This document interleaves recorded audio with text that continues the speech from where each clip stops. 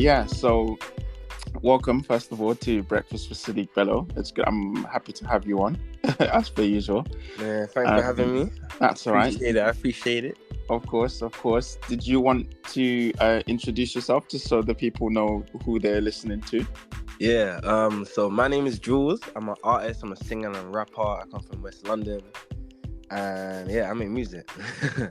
Okay, that's good to know. That's good to know. For those of you who are listening, I'm Sadiq Bello. If you don't know me already, I'm kind of offended, to be honest, because like you should be here already. But now I ain't gonna lie. I kind of had an agenda in my mind where I was like, okay, I'm gonna ask Jules about who he is, what music you make, where you came from, all of that stuff. But before I get into that, the first question I want to ask is actually, how are you doing? Just like as a person, because I don't think we get the time to ask each other that. Like on a day-to-day basis. So is there anything on your mind that you would specifically want to talk about or that you need to get off your chest? Like, how is your mood? My mood, I'm generally good, I feel like I'm from London, innit? So like everything's quite a fast-paced thing. The industry's quite fast-paced as well. So my main thing is just like staying on top of things, just making sure I'm being myself, making sure I'm getting time for myself, making sure I'm giving time to my peoples as well. Yeah. And yeah, just like leveling myself always and like consistently moving. That's my thing, innit? I'm steady on the goal, that's it. Right. Okay. And I want to go back to the thing that you just said about giving time to your peoples, because that's something that I struggle with. And I feel like a lot of creatives actually struggle in that in general. So before we get into it and talk about like you as a person, we'll get into all of that, what you got, what projects are coming, how long you've been doing that, and so forth. But would you say when you talk about giving time to your peoples, is that something that you constantly struggle with as as an artist? Do you find a lot of family members or a lot of friends and a lot of people around you always like maybe they have birthdays or like someone's had a kid or something like that, and you just can't seem to balance the two because in your mind your creative passion is the most important thing to you, and they can't understand why something like a birthday or like having a child is as important as that to them? Is that something that you struggle with? What I can say is that I feel like I've been blessed to have the people I have around me, family wise, friends wise. I have a good solid tribe in it, and they all understand that I'm on this mission, and they will also understand that it's bigger than just me. I always say this as well, like it's bigger than just me. It's not just like get to where I want to get to. It's not just gonna be me there. You know what I mean? Like it's gonna be all of them. Like so, I have been blessed to like be around people that understand that and understand me and my journey. I'm not gonna say that's not difficult at times, because like the more you do, the more busy you get, and the more busy you get, the less time you have for some of your people, isn't it? And I kind of have I do have this kind of mental thing sometimes where it's like, even though I know this is a bigger mission, and I always tell myself this has a bigger picture anyway, but I feel like sometimes being an artist is like not selfish, but it has that kind of energy in the sense where, especially at the beginning stages anyway, you definitely need your peoples and your family to be there, innit?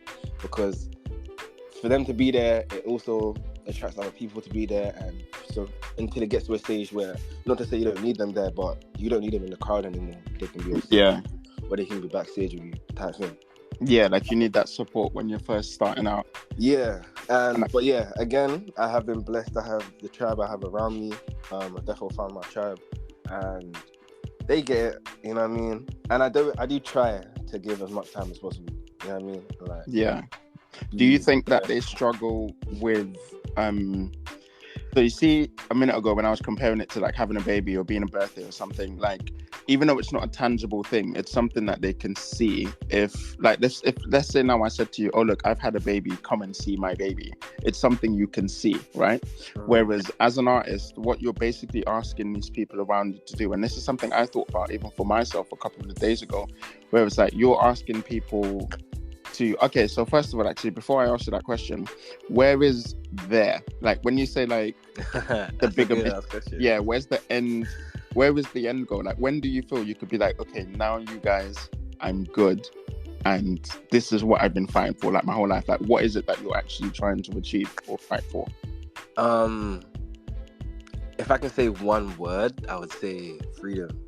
Okay, so do you understand that the difficulties that they may face as your friends or like your family members or your support network, that they're helping you fight a battle for a victory that none of you can see yet, and not even sure whether or not it will come to fruition? Like the freedom that we're all fighting for, I feel, as creatives, where we're like, look, we just want to be free and we just want to live our life and do our thing and be able to like speak through our art. We're almost asking everyone to join this journey with us, with something that only we can see in our minds, and we don't even know whether it's going to get there. Do you see what I'm saying? No, I get what you're saying. Yeah. Now with sorry, carry on. No, I was waiting for you to start. Yeah, so I was going to say, so like with that, I've only now just starting to realize how much of it's quite a big ask to ask someone to do that for you, in comparison to them saying something like, oh yeah, come and see my baby, or like come to my birthday, or come to my drinks, or come to my celebration of this thing. Because what it will look like to a lot of people who aren't creatives, and my dad explained this to me before. He said, you've got to think of yourself as you have the mind of an artist, and maybe a lot of people around you who are not creatives have the mind of a scientist or the mind of a mathematician. Yeah. It's more logical and this, that, Yeah, and the same way you can't understand why they can't see what you're fighting for. They can't understand what you're asking to fight for. And so it's quite a big ask that we do as creatives, to ask these people who don't understand us to be like, look, just come on this journey with me. It's like me, look, come into this car with me. And you keep saying, where are we going? And I say, don't worry about it. Don't worry about it. Yeah, you just got to jump in. And every now and again they're saying, oh look, but I need to pee, I need to get out, I need to go to the petrol station, I need to this, I need to that. And you're like, no, look, we just got to get there. But you don't know if you have petrol in the car to get you to where you need to. So does that turn into like a pressure for you sometimes to make sure that there's always enough petrol in the car, or that you do actually make it there? Like you have to win that Grammy, or you have to do that album, or you have to do this because you've been riding for, these people have been riding for you for so long. Do you ever feel that pressure of like, if you don't make it, like, God willing you do, right? But if you don't make it, have you ever thought about how you would handle that? Like how would you cope with that? What would you like say sorry? I don't know, like what would you do? Me as a person, obviously, like end of the day I'm human, innit? So I may have those thoughts sometimes. Everyone has insecurities, everyone has like anxieties, all of these things, innit? But you can say I'm an artist, innit? So my head, where I'm at is that I don't think about if not, you know what I mean? Wicked. I'm thinking about the way I think anyway. The way I always process things is, if not that way, it's that way. If not that way, it's that way. There's always a plan. There's always ways to do things in my mind anyway. And like resilience, steady, and just keeping that steady motion in it. Like obviously you take L's, that's life. And you just And that's the thing, I think that as creatives we understand more than in fact we're actually quite similar on some aspects to scientists or mathematicians in that way, because we're all looking for a solution. And so as creatives, what you're actually saying is, if it's not this way, it's like there is no other way. There is no plan B. There is no oh look, if this don't happen, then I'm gonna go and be a carpenter or plumber or doctor or whatever it is. It's like, nah, look, it's this or die. There is no other between.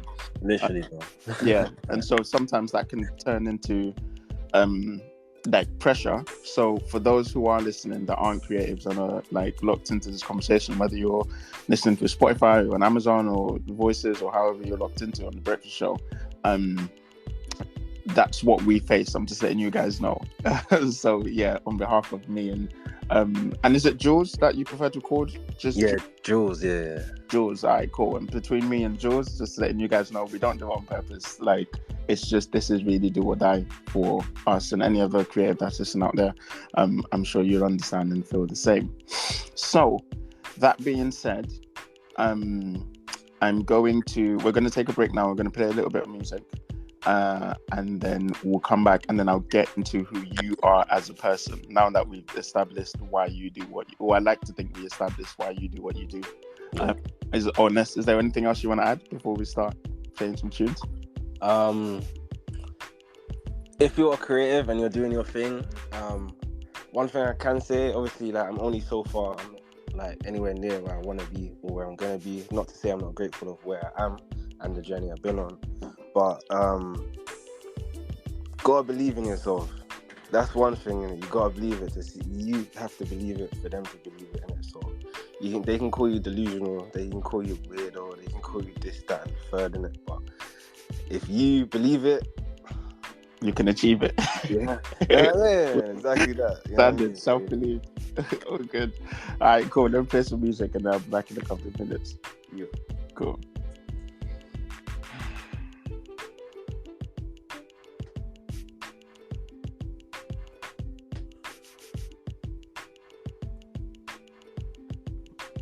Okay. Right, we are back. Hi Jules, you still here? You with us? Yeah, I'm here, my boy. Okay, nice, good to know. Right, so we spent the first of all, by the way, thanks for doing this, because I don't know if I told you this, right, but you're like my first guest to have on this show. Like, the word, I did not know that. That's crazy. Yeah, so it's the second show of like the first season, or however many shows or seasons that I do, or voices allow me to do. But the first show was just me basically talking, and like basically what I'm doing for you, I was doing that for myself. So I was just telling my listeners like what I'm about, what I like to listen to, what music I play, etc. And so you're the first person I've actually had on to have a conversation with somebody else to be able to talk about, because I like to, part of the reason why I think even myself as a creative, it's funny that we were talking about that end goal that we're thinking of reaching, a freedom, where, because for me part of that is I like to think of it as like on a philanthropy kind of scale, where I don't always want to tell my story. I always want to tell other people's story, because I feel like that makes me understand myself, in the hopes that it will also make a lot of other people who may be feeling lost understand themselves, to see what other people are going through. So that's why I decided to have guests on. And then just the way the universe works, you just happen to be in my vicinity, and I liked the stuff that I saw on your Instagram, and like pictures and videos and projects you were working on, and I was like, oh, this would be a good person to actually talk to. So thanks for giving me the time. No, thanks for giving me the time. Like, I appreciate this. Appreciate for seeing the vision. Yeah, man, I appreciate it. That's all right. You're welcome. Anytime. So now let's get into the down and dirty of the nitty gritty of Jules, right? As a person. So tell us, first of all, where are you from originally, like ethnically? So my mom's from Barbados and my dad's from Jamaica, but I grew up in West London. Okay, nice. And were you born in West London? Yeah. I was born in Hammersmith, so like this. Oh, sin. Yeah. I lived in Hammersmith for a bit. I was like near there's like a church near like Brook Green. Oh yeah. Yeah. So I lived there for a couple of years. That's literally the only experience I have with Hammersmith. And for a bit, I'm not gonna lie to you, right? This is like years ago, obviously. But like I remember when I first moved there, I was a bit terrified, because I'd heard things about like, I don't know, like gang activity and stuff in Hammersmith. I was like, whoa, am I gonna get like robbed or like, you know what I mean? But it was pretty alright. I quite liked it. How was it for you growing up in Hammersmith? I didn't grow up in Hammersmith. I grew up like near Leather Grove, Queen's Park area, Harrow Road, and that. Basically Notting Hill, in it. That's where I grew up. Oh, okay. But yeah, growing up for me, obviously in my area anyway. Like if you think about like the artists I was out at the time, it was like Fredo, and it was mainly like either real rap, or it was drill in it. And me as a person, I was singing, I was chatting about love and all these other things. So I definitely had to like find my way and find my footing. I have an older brother, so I've always had like that kind of like self-belief and like headstrong kind of mentality, in a sense where like you hold your head high regardless. Nice. So yeah, growing up for me, it was cool. Me and my friends, we just done us. Obviously, there was like adversity throughout the journey, and like obviously some people didn't believe in it. A lot of people didn't believe it, to be fair. It got to a stage where I just got my own. I ended up having big up my sister actually for getting me like a home studio set up when I was like 15, and then from there I kind of just started doing my own thing, like being more self-efficient instead of like relying on people. Yeah. Nice. Then I ended up like engineering for like the majority of my area, and eventually. What, like a sound engineer? Yeah. I had a whole setup in it. So like obviously me and my brethren will be doing our thing, and eventually I'm like, I need some money. So it's like, bring it, all the man through whatever they do their thing, and then So there's layers to you. You're not just like, oh, this guy's an artist, he sings. Like you can, if stuff breaks down, you know how to fix it. Yeah, I can find my way. My dad's a DJ as well, so I can find my way. Oh yeah, cool. Now, so you were born into this. Is it fair to say you were born into this? Like this was kind of going to be, you were always one way or the other going to be involved in music or some creative art form, I guess. I say creative to an extent because like obviously when you're younger, you want to be loads of different things in it. Like until I fully decided I wanted to do music like properly in, I think it was a summer holiday from like year 9 to year 10, or it was just year 10. So how old was I, like, what, 15 or something like that? 14, 15. Yeah. That's when I kind of, like, made that decision, like, yo, yeah. This is the way. This is what's going to feed me. Yeah. All right. And before that, what did you want to be? Or what would you have wanted if, like, music wasn't a thing? I know it's hard to imagine, but if music wasn't a thing, what did you want to do? Or what would you have wanted to be?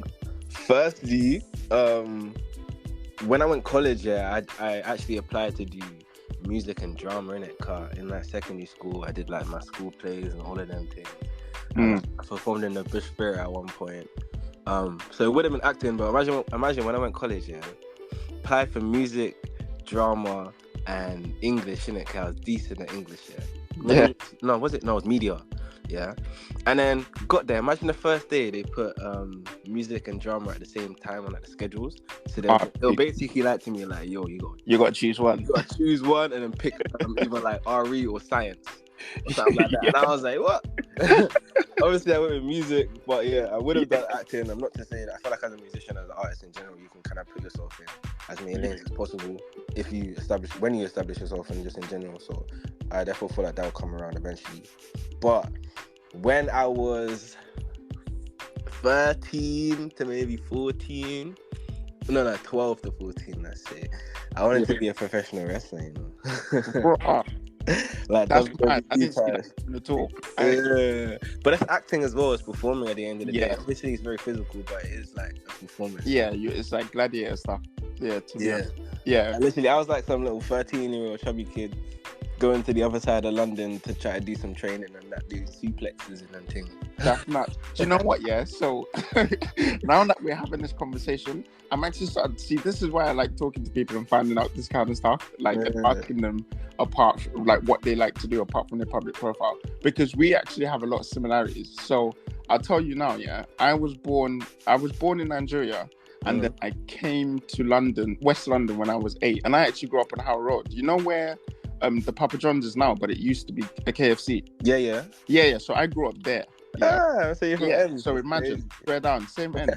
And then, what's it called? I wouldn't go as far as, like, I didn't go and, like, do suplexing and training and all that stuff. But I also used to watch WWF. And, like, me and my brother were in it. I was like, yeah, look, I want to be a wrestler. I want to be Bret Hart. And I want to be Shawn Michaels and all these, man. Right? And then, what's the word? And then, I fell into music just because, like, I was actually good at dancing. And then that led into, I wonder if I can, like, make this music that I'm dancing to or singing to and so forth. And then I also applied in college. I was actually doing art, music, and drama. And so my first love was art as opposed to music. But yeah, as now you're talking, I'm starting to realize, okay, we have a lot of similarities. So when you were doing, like, you know, when you were practicing like your suplexing and all that, somewhere in the trajectory, you were like, no, look, fun this, I'm going to go towards music. Did you like hurt yourself or something? Like, what made you think the same for me? I can tell you the defining factor, but obviously music's always been in my life regardless, innit? So even when I was doing that, I was still like doing some type of music. Like, always my older sister, she's a singer as well, innit? So when I was younger, she used to be singing. She still does. But yeah, so that's always been around me. And when I was in year 7, I picked up drums, and then I think I was in like the school band for a bit. And No, not the school band, but I had like my own like little, Yeah, like your own little. my own little clique, you know what I mean? Yeah. I find that you could play drums though. That's one of those things Yeah. I wanted to play, but not been That's able like my favorite instrument, other than my bass. Yeah. But yeah, the defining factor, that kind of like the defining moment, let's say, that was like, okay, this music's like life. Yeah. Was me and my brethren, Kush and my guy Sai, we went cinema to watch Straight Outta Compton. And I kid you not, yeah, at the end of literally at the end of the movie, or like midway through or whatever, I'm sitting in the middle, innit? My brethren are beside me. They're on either side of me. Midway through the movie, I turned to them and I'm like, hey, yo. I was like, yo, we're doing music now still. We're doing music. And they were like, I bet. And then, from there, we started moving. And then in that secondary school, I was in like a drill group with my brethren Kush. Yeah. And then from there, it was just like, we just kept making music. I see. So like if someone was to do like a biopic of your life one day, that would be the defining moment where, you know, Jules is like running around trying to be like Steve Austin, The Rock and all that. Then he sat down and watched this movie. I was more like a Randy Orton store. Okay, like a Randy Orton, right?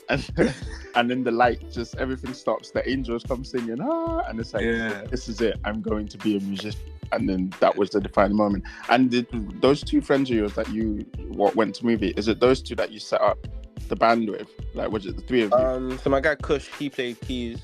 Okay. My guy Sai, he was more into like basketball, so he used to do like sports anyway. But he wasn't really into the music thing, to be fair. He plays bass actually now. Like during that time, not really. But then me and Kush, that's when we kind of was like, I bet. Yeah. Have you ever tried your hand at DJing? Just because I'm thinking you said you play drums, which means you've got good like hand-eye coordination. In college they did like a little DJ section of it. I feel like I'm gonna get into it eventually. I might pull I might pull a Skepta at some point. Yeah. He knows. I just want to play with some decks. Cool. Yeah. But I got my own DJ though, so more time I'm chilling. I got my guy Jar X. Yeah. Okay, cool. I'll keep an eye out for that. Do you know what I mean? When you become a DJ, like you might become my competition still, and we'll be like, what are we gonna do? We're gonna back to back, just do all the scratches and that.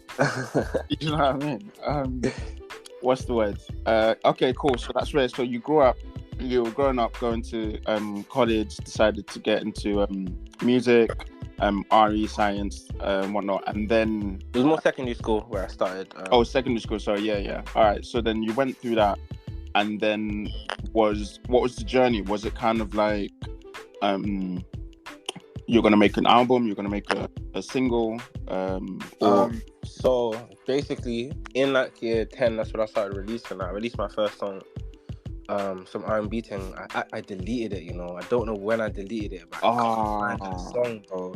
And that song was decent, innit? Like it was decent. Then after that, me and my brethren, we had like our group called LOS. We started dropping loads of singles for our secondary, performed in prom and school shows and all of that. And then when we got to college, I think it was either first or second year of college, we done our mixtape, and there was like 9 songs on that. And from there, like obviously at the end of college, that's when COVID hit. Oh right, okay. Now people are getting little like glimpse of my age and that. That's the whole point. Yeah, I'm trying to think back. Because you know they say like, it's rude to ask someone's age. So I'm like, alright, let me just figure out what time this was when you said like COVID and that. I'm like, okay. I still ain't gonna say. You can do the math. Yeah. Cool. So then COVID hit, and then with me anyway, I'm like, I love music, innit? That's my whole life. That's how I express myself. Yeah. I express myself better through music than in conversation. Yeah. So I'm still like on go. I'm always making music, and then it got to a point where my brother, I felt like musically we wasn't really landing anymore. But that's still my brother nonetheless. Of course, that happens. I have bare people that's happened with. Yeah. You know what I mean? So eventually that's when I just started making my own things, and then pushing with the solo stuff. Okay. I mean, you've done, to me anyway, looking at like stuff that I see on like your Instagram and like your socials and stuff, considering that it's something that it wouldn't be fair for me to say it's something that you just got into, but I'd say for something that you're doing, or as long as you've been doing it now, you've gotten quite far ahead. Because I know people who would like, you know, made that same decision 10, 20 years ago, and they're out here like, you know, trying to, I don't know, sell mixtapes on Oxford Street or whatever, you know, whatever it be, and so forth. So I'd say like you've done pretty well. I appreciate that. Yeah, which leads me to my next question before we actually play some music next. But what was I about to ask? Oh my god, it's probably just gone out my head. I was gonna say that's what I was gonna say. So I've asked you a question this before off air when I said, do you think an artist or musician can make it in today's day and age without social media, right? Yeah.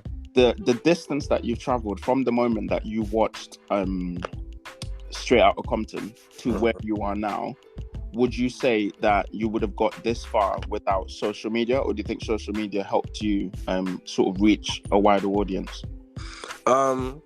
Defo made me reach a wider audience.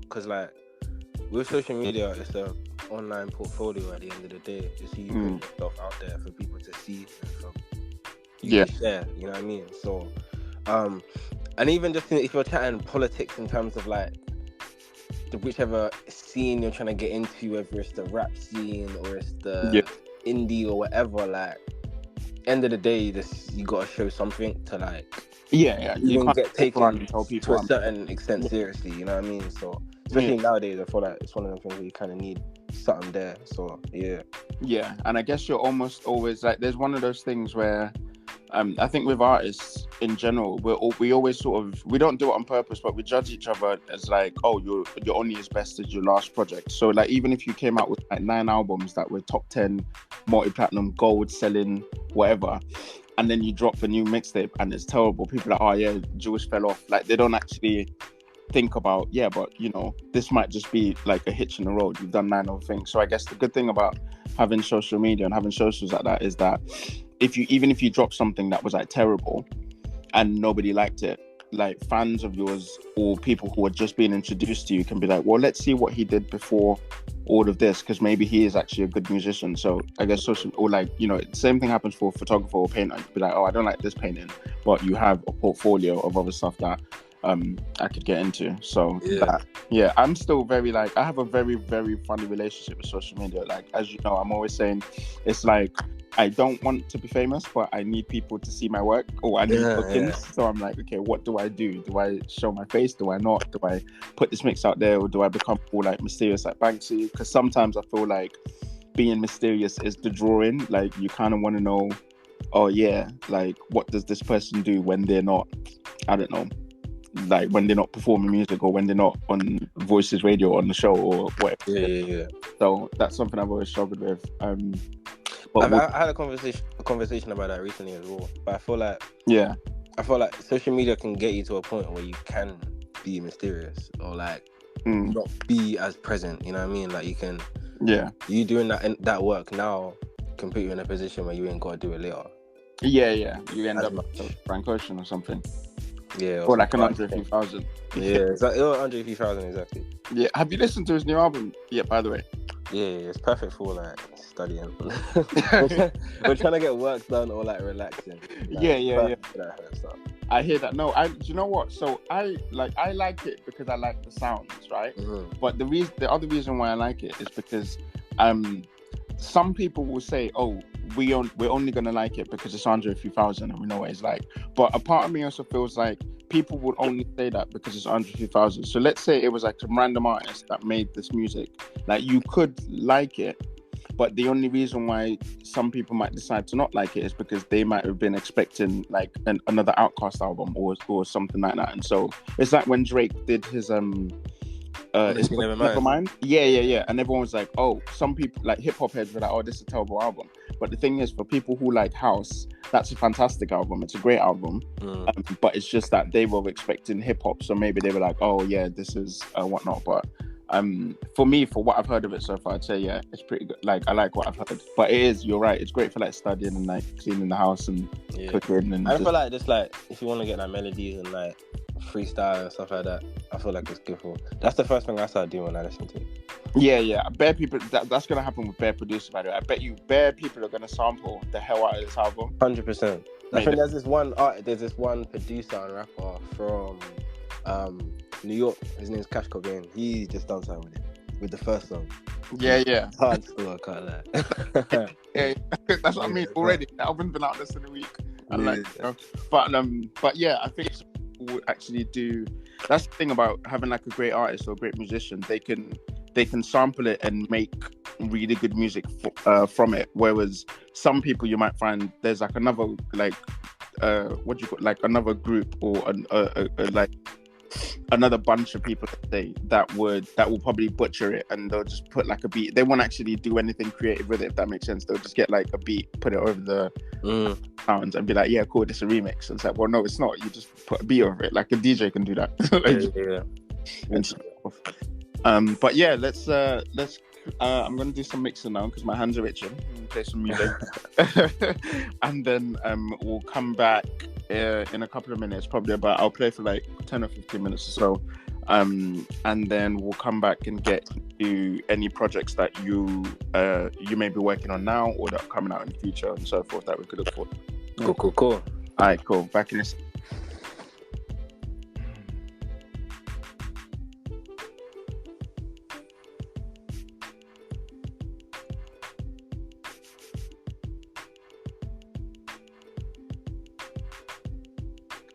Okay, yo.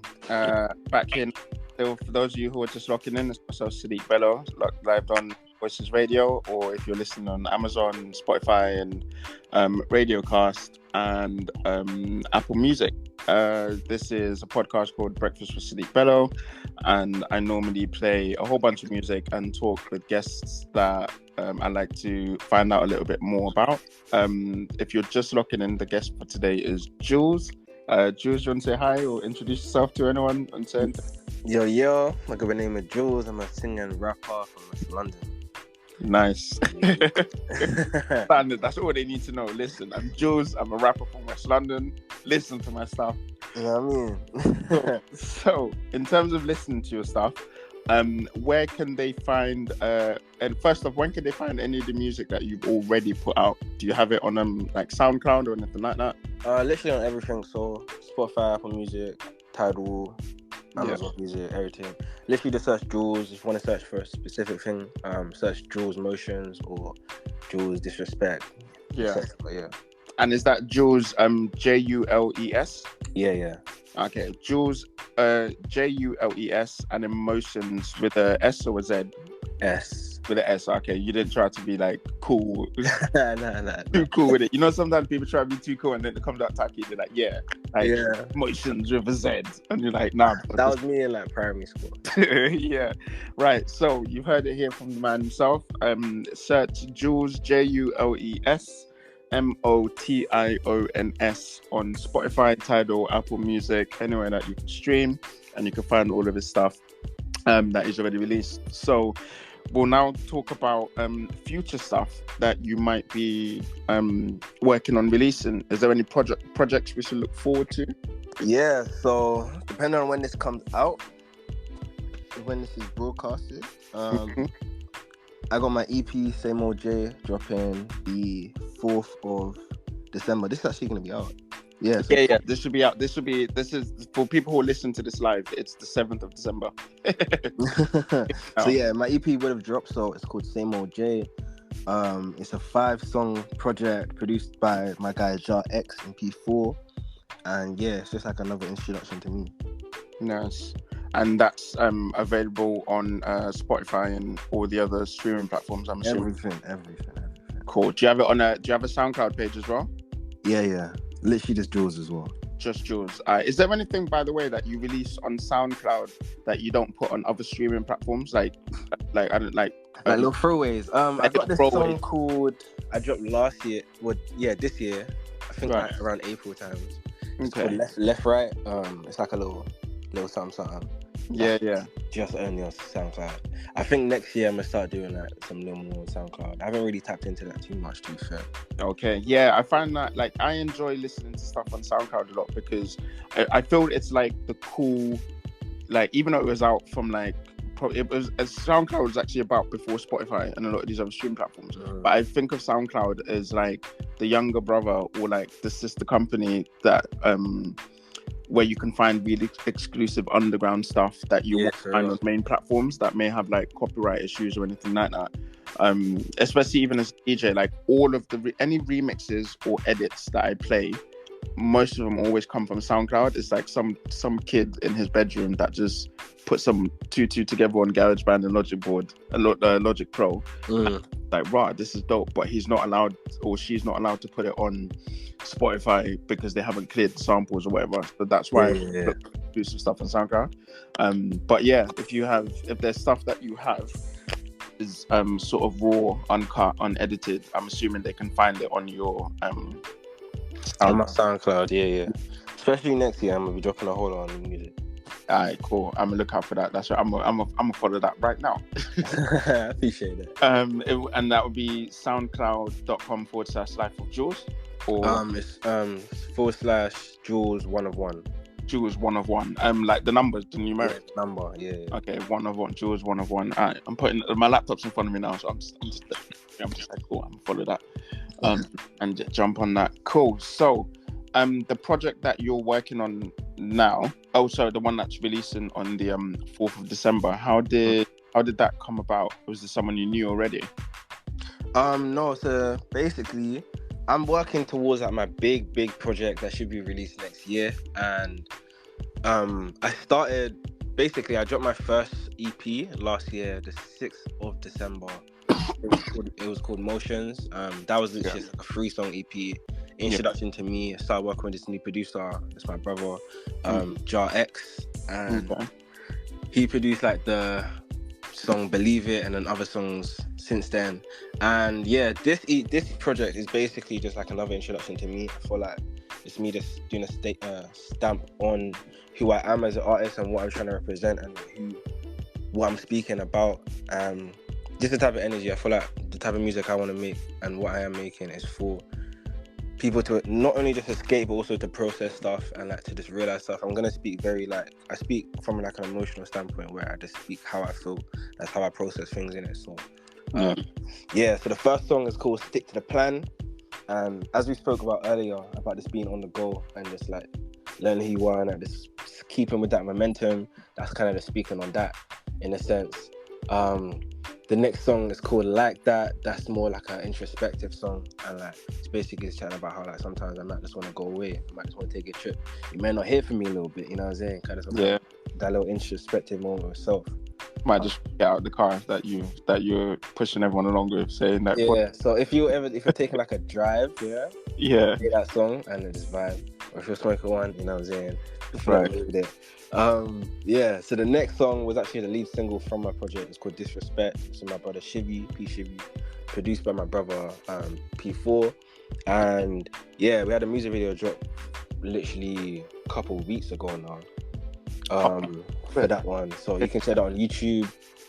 So that one is basically like the main line in it is love in my heart, but I ain't gonna take disrespect. And it's just talking about how like you can be, when I'm talking about love, I may be talking about it from a friendship standpoint, I may be chatting from an intimate standpoint, even like a family one, you know what I mean? Like you could have love for someone, but if they're not good for you, or they don't respect you or like what you're doing and what you represent, then it is what it is. Like I ain't gonna take it and keep it moving, keep it pushing.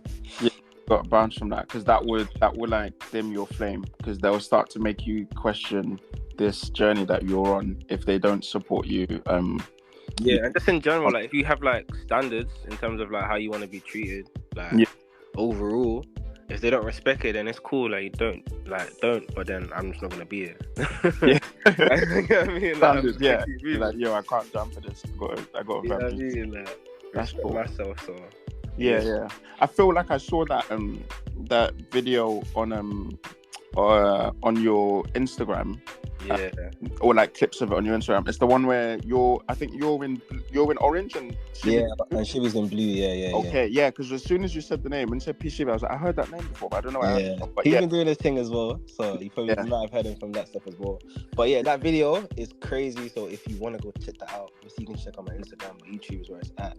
It's directed by my people, Amani Pavel, and shot by my guy Armsy. And nice. I really like it. No, they did really good work. Like the color of it, not the color, like it's not the color scheme, but like the way whatever effect they put on the lens or whatever, it reminds me a bit of have you seen Snowfall? Yeah.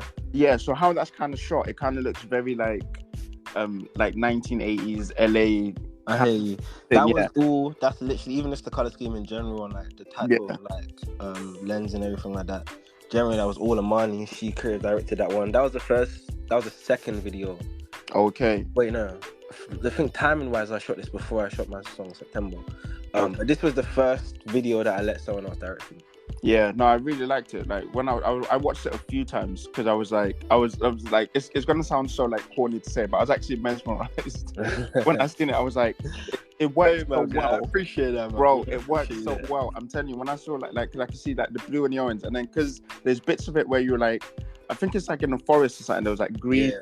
So the whole color scheme, I was like, someone took time to make sure all of these color schemes were going to work well, and like it really paid off when I was seeing it. So like, yeah, for those of you who are locked in, check out Jules' Instagram or and you'll be able YouTube, YouTube. Yeah, it's a really good video. I like that. Yeah. I love how it came about as well. Cause like I was with, obviously Amani's my brethren, innit? She's my G, and she was gonna get a tattoo, so I came with her. Yeah. She just showed me this.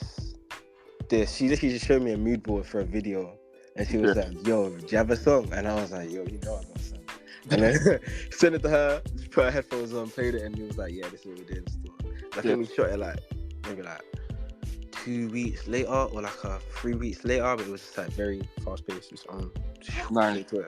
That's cool, and that's another thing as well. I like people that like serious like that. Like you say you're gonna do something, and then boom, you're on it. We get it done. Shoot, cut it, edit, put it out, and then on to the next thing. Because sometimes you can talk with people where you're like, oh yeah, look, we should like. So I always say, right, if you don't get a yes from someone, everything else is a no. Like sometimes facts though. Like, oh, we should do something together. Be like, yeah, I'll hit you up, and then that's all you get. You don't like that hit you up never comes. Or like when you meet old friends from like school or college and you're like, yeah, we should catch up over a drink or catch up over a meal or whatever, but there's no date that's actually set or something. Okay, this isn't gonna happen, or but yeah, sometimes I guess life kind of gets in the way like that, but you always, that is one thing as well though. Yeah, everyone's busy with cost of living and like you know what I mean? It's like, this is real life. It's like I still have to like pay my bills and go to the post office and do all this other stuff as well as being creative. And I think sometimes that's what people don't get about being a creative, is that like they look at it as like there used to be this old saying where people are like, oh, get a real job.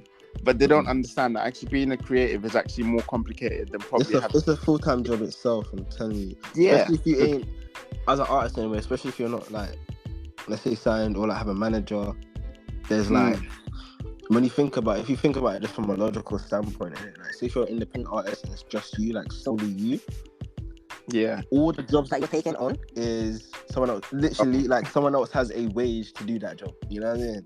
Like, exactly. That self-promoter thing, someone has that thing where they like doing press releases and like the marketing side of things. When you drop a song and you want to have your lyrics there, that is tedious. I'm telling you, it's tedious. But it's what it is though, we keep moving. But yeah, it's a full-time job, innit? Yeah, no, it's a lot. Like, and that's when I started taking it a little bit easier on myself with like even with promotion and just stuff like that. Because when I was looking at, because you get to the point, every creative gets through this, like, and I'm pretty sure you've probably had it too, where sometimes you sort of wake up or you just can't sleep in the middle of the night thinking, what am I actually doing, bro? Like, is this, like, am I wasting my time here? Or like, is this ever going to happen? And you have these moments where you start doubting yourself.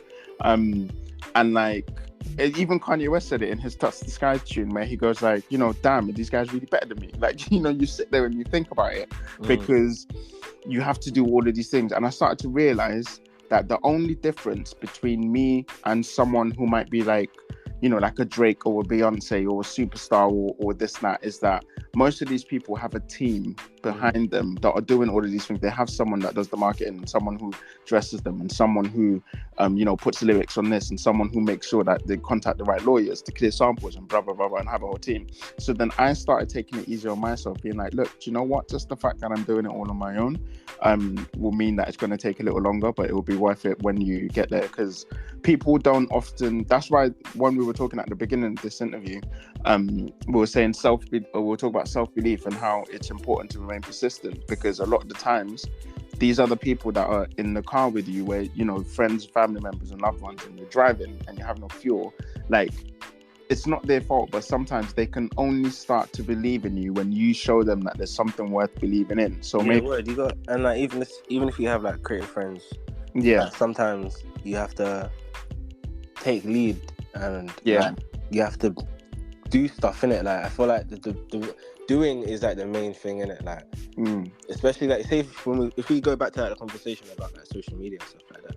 Yeah, I actually had a conversation about this recently with my friend, and it's one of them things where, like, for me anyway, where I'm at with socials is, overall, I don't really like social media. Like, it causes anxiety. It's this, that, and the third. You get loads of like, even if like the message of social media pushes in general, but that's a whole different story. Yeah, that's a whole different conversation. You know what I'm saying? Yeah, but, you saw. in terms of, like, as an artist and you're posting your stuff, innit? Like, where I'm at right now is that even if I don't feel like posting today, if I have it in my schedule that I need to post today, then I'm gonna get it done.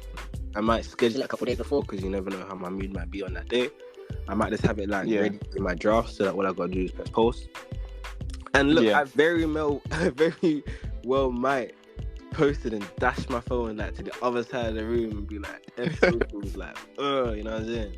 Like, but my main thing is just, you still gotta do it though. No one's gonna do it for you. No one's gonna do it for you. Like, you have to write your own story, even if it's written. Literally, it might be written, but you're writing it at the same time. You're writing it at the same time. Yeah, you're guiding. You know what I mean? Like, there's no one else for you. You know, but it makes you skilled also, because see, at the time that when something does need to get done, then you've picked up these skills. That's what people don't understand. It's like in the moments before, like, you blow, that's when you learn all of the skills that you need to learn in order to maintain your career when it does actually get to a point where you want to be. Because like now, when you were talking about even before getting into music, you were doing sound engineering, for instance. If I could tell you how many times I've turned up to like a gig and the DJ before me, or, you know, the sound engineer, whatever it is, might not know exactly what is not making the sound come out right, and so forth. And that has saved my life, because I've then been able to go, oh no, wait, put this wire here, and then have a gig. Whereas if I didn't know any of that, then that's it. That gig just has to be cancelled, because nobody knows how to make the music come on. So, like, I even got like myself my virgin helped me get it actually. I got like a vocal processor, and like my own mic and stuff like that. So like, whenever I'm going to these venues or whatever, I don't like relying on people, innit? Because like, that gives, you know what I mean? Like, that leaves area like things not to get done. I hear that. You know what I mean? So like, I use nowadays, if I have a show, like, I always come with my own kit, so that all it is like plug in, and then So if their mic ain't working properly, or if my levels ain't right, then I can adjust it myself, so I don't like strain my voice or anything like that. Yeah, that's nice, and that's the thing that control. Yeah, and that's the thing that really makes a difference, I guess, between people who are long-standing in this industry or not. Like, is like, before it was probably good, I don't know, like 40-50 years ago, it's probably good enough to just be able to sing, whereas now you have to be able to sing and dance and take photos and put the fashion together and then record it and put the content out and like, you know, schedule your time and so forth. And then by the time that you actually have, and big up people like Michael Jackson though. Yeah, true that. Yeah, can't take that. Everything. Michael Jackson was like the GOAT. He could do everything. Do you know what? There was a documentary I saw one time where he was describing like how he makes a beat, and there was times when like he would literally just like, he'll be beatboxing, and then from the beatbox he'll build the beat around that beatbox and center everything else, and then in his mind he'll know how he wants the video to be shot, and like, it's a whole process. And I think that's why, like, even for myself, I never like to refer to myself as a DJ. I always refer to myself as an artist, because like I feel like if I put DJ, so let's say instead of Sadiq Bello, people just knew me as DJ Sadiq Bello. It gives them the impression that all I can do is DJ. When you're in a box. Yeah, when in actual fact, now look, I could do all of these things. You know what I mean? If I wanted to, I could design shoes. I could build a toilet. I could like yeah, because you just know how to put stuff together. So that's all good. But yeah, we've got like just a couple more minutes left. So what I'm gonna do is I'm gonna play a little bit more music. And then we'll come back and we'll do like a closing out of where people can find you, what you want them to know about you, what your message is, why you're here, and maybe where you hope to be or get to in the future. Cool. Excellent. All right, guys. Gonna play you some music.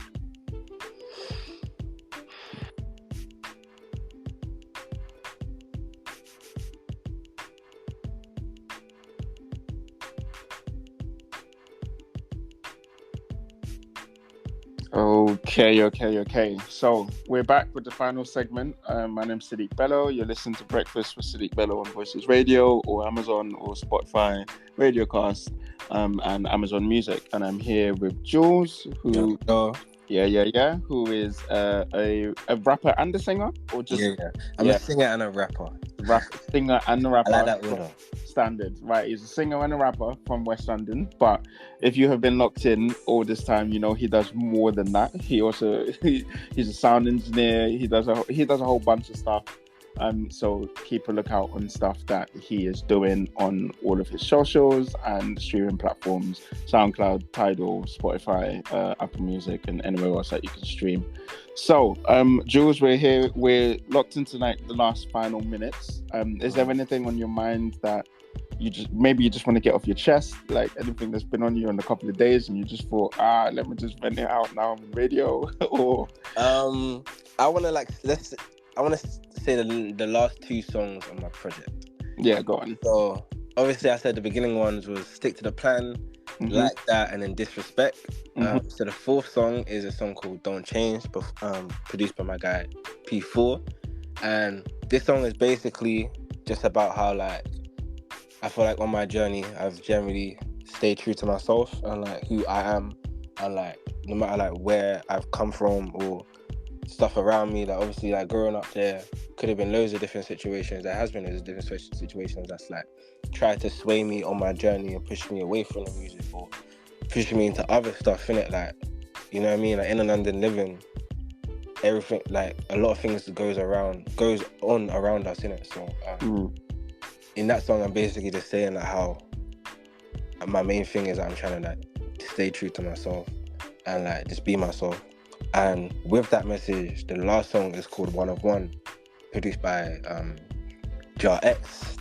This one's featuring my guy Beige Don't Age, and yeah, this one is basically just me owning that energy that I am one of one. I am myself. I believe in myself. I know who I am, and I'm gonna own that. And for what I would want people to take from this project in general is that you can be yourself, no matter where you're from or who you're around or like what's going on around you socially, just in general, innit? Like just stay true to yourself, learn yourself, and then from there be yourself, innit? And yeah, you're one of one just like me. I'm one of one. I own that. I know that. And yeah.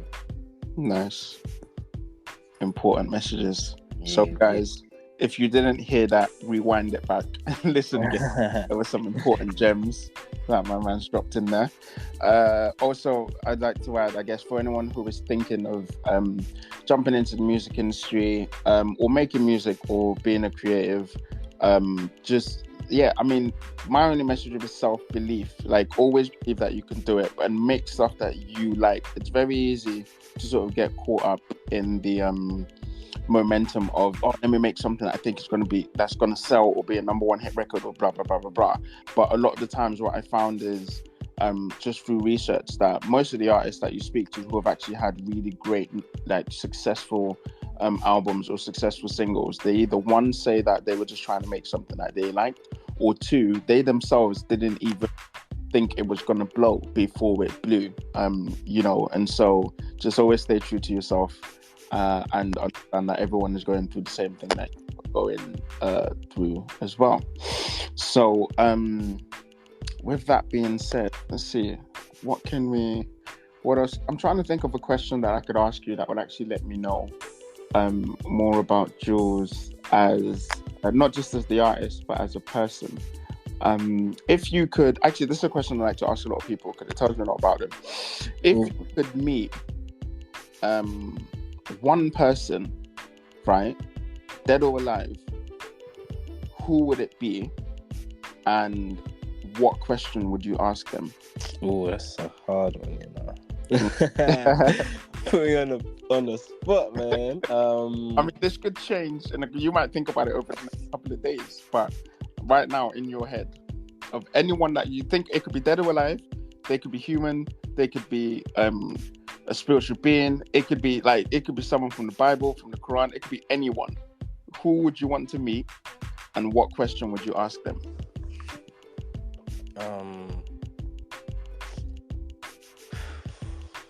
First name that came to mind, like the first name that literally put to my mind, was Bob Marley. Okay, that's a good answer, because I've said that before. I've answered to that as like Bob Marley. And what would you want to ask him? In the face of like all that adversity you've had during your life, and then you'll come up, and just in general, coming from where you came from, how did you keep your faith and your passion for the art when everything was like stacked against you? I see. Because he did have a life. I will say. Yeah. Quite a challenging life. Yeah. So that's what I would say. That's the first thing that popped to my mind. Probably after this whole thing, I'm probably gonna think of like 10 other things. 10 other people. Maybe even like a whole deeper one. I might even think of some crazy stuff. But this is the first thing that came to my mind. So let's roll with it. Okay. So the reason why I asked you that is because I'm now gonna turn that question into you. In the face of all the adversity and everything that you have, any challenges you have gone through in life, how do you, Jules, as an artist and as a human being from West London, keep your head above water? Man put the Uno reverse on, man.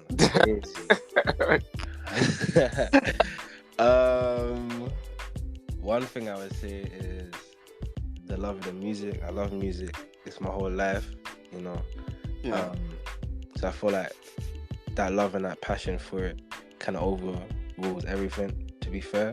But other than just that, I would say there's a bigger picture. Right. And like who I do this for.